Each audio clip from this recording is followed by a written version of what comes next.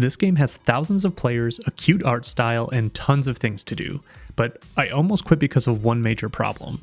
And the worst part, it's something every game should get right. So the real question is, does Heartopia deserve your time, or should you skip it? Getting into Heartopia is pretty simple. First, you have to accept a license agreement by saying that you're over 16 years old.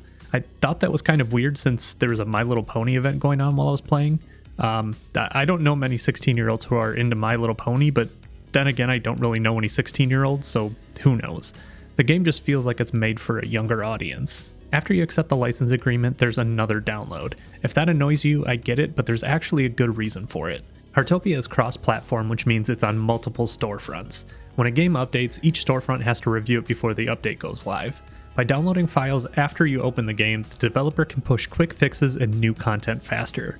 This is pretty common in MMOs and other online games. Anyway, after that, you need to sign in with a Google, Apple, or Facebook account. Again, that's because of the cross-platform setup. Then you can watch or skip the intro and start making your character. Once you're in, some town members show up to greet you and help get you started. Since it's easy to jump in and begin playing, Heartopia earns a point here.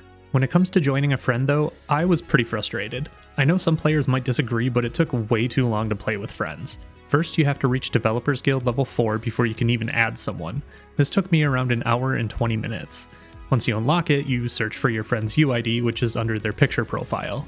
Then you click the Add Friend icon and spend 1 wishing star to send the request. Your friend then has to open their watch, go to their mailbox, find your request, and accept it.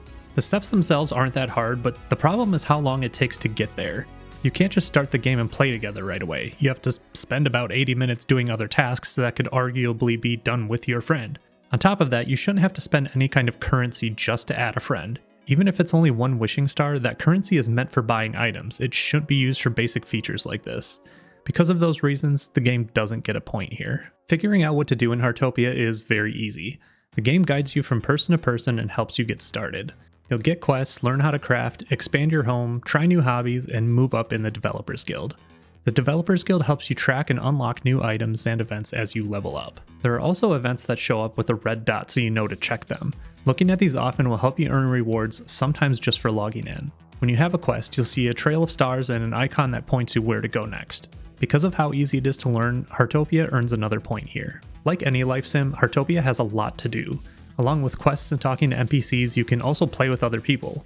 There's lots of customization, so you can build and decorate your home however you want.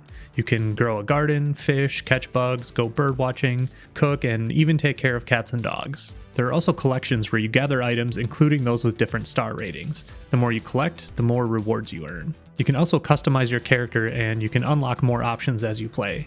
There's so much to do in Heartopia, it's an easy point. You won't run out of things to do. Like most MMOs, if you want to call it that, the replay value is very high. Not only because you can play with others, but there's always something new to try. When I was playing, there was a My Little Pony event, which means that there's a high likeliness that the game developers will keep adding new content and events. Also, there's no need to go through all the other items that I already talked about that give the game replayability, so we'll just give it a point and move on. It's hard to know exactly how many people are playing Heartopia, and that's because it's on PC both on its own launcher and on Steam, and also on Android and iOS. That said, the Steam numbers are huge. When I played, there were almost 25,000 players online. The 24-hour peak was around 36,400. Over the past week, these numbers have stayed pretty steady. You might also notice that the all-time peak was 66,118 players back in February of 2026.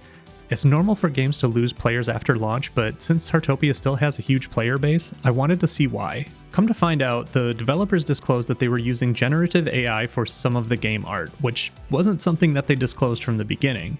They stated that none of the monetized content was AI generated, but that AI is used for puzzle gameplay to reinterpret and redraw in-game snapshot images. AI is used in the game chat to help players understand different languages. It's not clear if they'll stop using AI since the disclosures are still listed on their Steam page, but even with the drop-off, it's clear that a lot of people are still playing.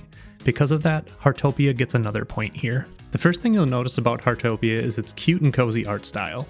From the NPCs to the world and even the menus, everything fits together nicely. Customization also feels deep. When you look at other players' houses or what you can customize on your own character, there are tons of ways to make things your own.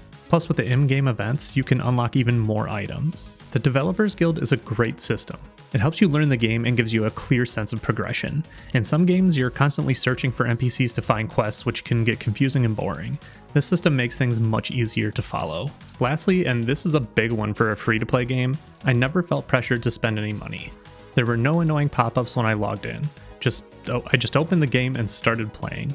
As I leveled up in the Developers Guild and did other tasks, the game never tried to force me into buying something. That's awesome, and it also means that the game earns another point. While the game sounds great on the surface, there are some big issues that we need to talk about. The biggest is the PC controls. They are really bad. To rotate your camera, you have to hold the middle or right mouse button. The problem is, sometimes it just doesn't work. This is one of the most basic controls in any game, and it fails way too often. Another issue is how inconsistent the controls feel. Sometimes you press a key to interact, and other times you have to click with your mouse. There's no clear pattern, and it's annoying. When I checked the settings, there weren't any options to fix this either. There's also a related problem with the mouse itself.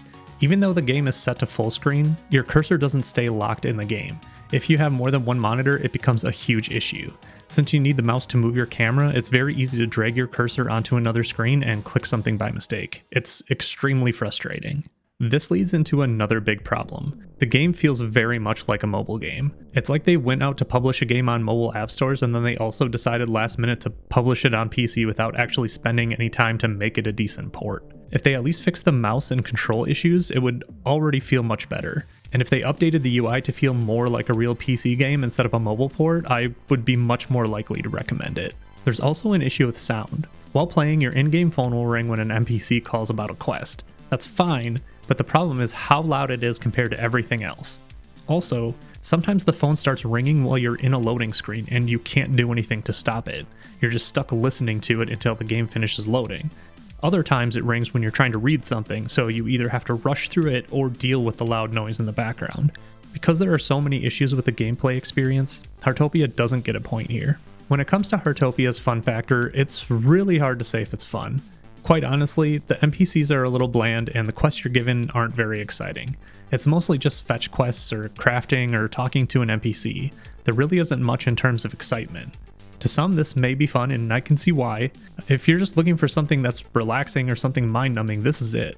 But if you're looking for something exciting and that'll truly make you come back for more, this probably isn't going to be it. So, no point here. I probably already spoiled this next section by saying that the game wasn't very fun and by saying earlier that I'd only recommend it if the controls were fixed, but right now I wouldn't return to Heartopia. I also want to point out that if you do plan to play this game, playing on mobile is a much better experience than PC. The first thing I noticed on mobile was that the game ran at 30 frames per second.